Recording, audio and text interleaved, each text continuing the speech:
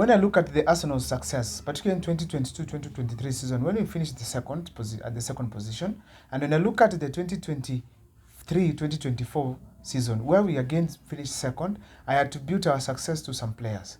And those are the players I want to talk about here on this channel today here. Despite that, there are players that we missed. Even if we had them in the team, they could have done very well. At least we could have won a league at that time. Now, but before I do so, if this is the first time you're watching our videos, make sure to subscribe, like, and comment, because that's the best support you can always give this channel. Who are these players? The first one in my list, it was Martin Odegaard. Now, in 2022-2023, Odegaard didn't perform to my expectations. I personally felt like Odegaard did not perform so well the way he was supposed to do. And that kind of reluctance is what costed the team. It was the thing that really made us not win so many matches. So I want to state it here that Odegaard is a key player in the sense that whenever he performs, we score, we win, or even we don't lose a match. I think that Odegaard is one of the most key players that we have in Arsenal, and who needs particularly to ensure that whether it is raining or it is sunshine, he has always maintained being top of his game.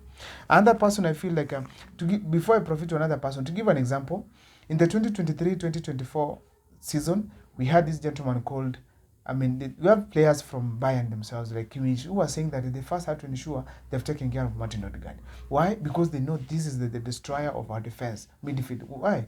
This guy is very creative. Whenever it comes to scoring a goal, creating a goal, or confusing players, he was the best. And I think he scored also so many goals with a lot of intelligence, which I feel personally that if all players behaved like him, he could have been better. So Odegaard is a very key player that I feel personally Arsenal had during these last two seasons that we've done well. Another person is Saka himself. Saka kept his consistency being a good player on the pitch. The only thing I always tell about Saka, it is that Saka's route, he really gives his best. I feel that yes, he's consistent on what he gives, but he really gives his best. If Saka gives his best in that game, the way he does when he's in England, I feel personally that we can do far much better. But Saka still was our key player because he always ensured that his wing is effective, giving assists, scoring goals. That was nice. But again, the season 2022-2023, he did very well because he scored goals, two figures both on goals and as well as the chances he created. So that was very nice. Also, if you check on 2023-2024, Saka did very well. Saka tried so much to ensure that he has met the expectations of the fans by ensuring that he scores. He stands for the team whenever we are losing. But the only thing that lacks us, I want to say it here, it was a spirit to fight. It does not have that spirit to fight, and that's what we need in that wing. I hope this season that is going to come is going to improve immensely so that we can have proper performance from him. And the person I want to say here is Saliba. Saliba in 2022-2023 season was not in he had a long injury. Now, but coming 2023-2024, he was there all through. And we saw our defense, it was the best in England. And I personally feel that was really kudos to him. Because he's the one who ensured our defense was calm and the best. Whenever he's not there, we could see the confusion, we could see the unsettlement, we could see the kind of movements that were there. But Saliba stood out, and that was both even evident in the Euros. And I feel that going forward, if Saliba plays all the matches, he's going to do very well. Of course, he needs a replacement to avoid exhaustion. But from this perspective here, he's one of our most important players we have at Arsenal. Another person I want to talk about is Rice. Rice is so reliable. No injury, 90 minutes, he can play and play and play and play again in every match. So Rice, that is one of the things that he has done that personally makes me very happy because he's very reliable.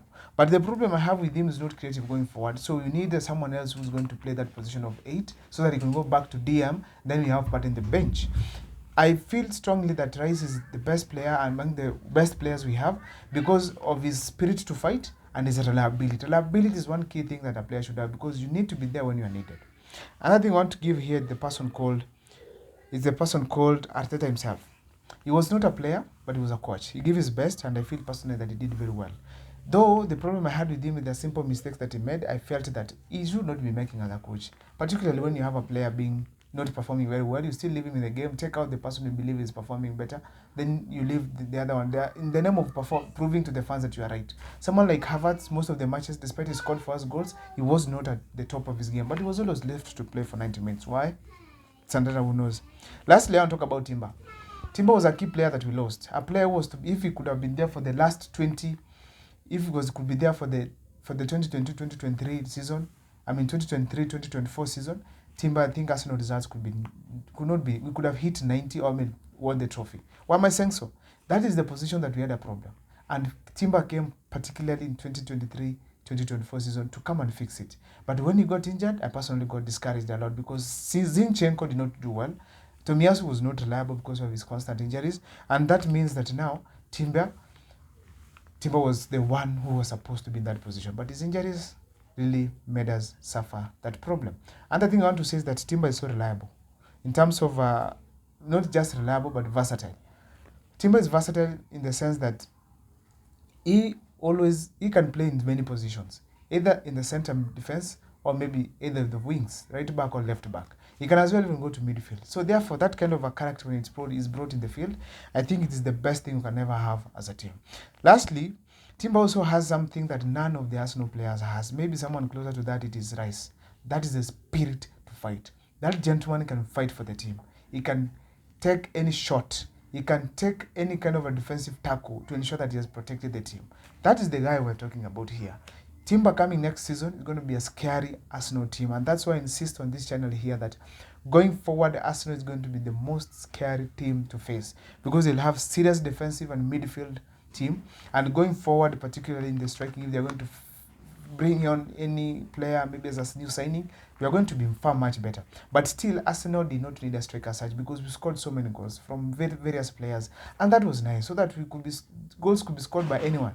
It's not like other teams which depend on one person. So that's the strength that was Arsenal, and I believe if our teams continue doing that, our team continues doing that now and henceforth, we are going to win the league this season. Based on the signings that have been made, Calafiori is going to be a very key player. Why am I saying so? When it comes to the Arsenal defense, he's going to fix the problems across, either in defensive midfield, right back, left back. This guy fixes all these problems. Going the midfield, he can as well play because you've seen himself being creative, scoring goals. That is what we need from a player of that caliber. So therefore, if these all players play together the best way possible and actually listen to the coach very well, probably Arsenal is going to do far much better by far, because I personally feel that these players are all needed at Arsenal.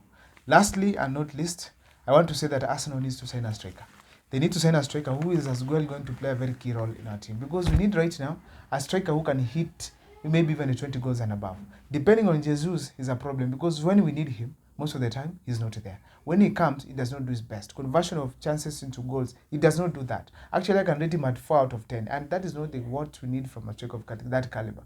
He can play best as a winger, and I believe that he's going to be taken to that side going forward, because if we get a striker, honestly, if he's not sold, then we need someone to come and replace him. Nketiah definitely might go to Marseille. If he goes, that's okay, so that we can have a striker coming in to replace this gentleman.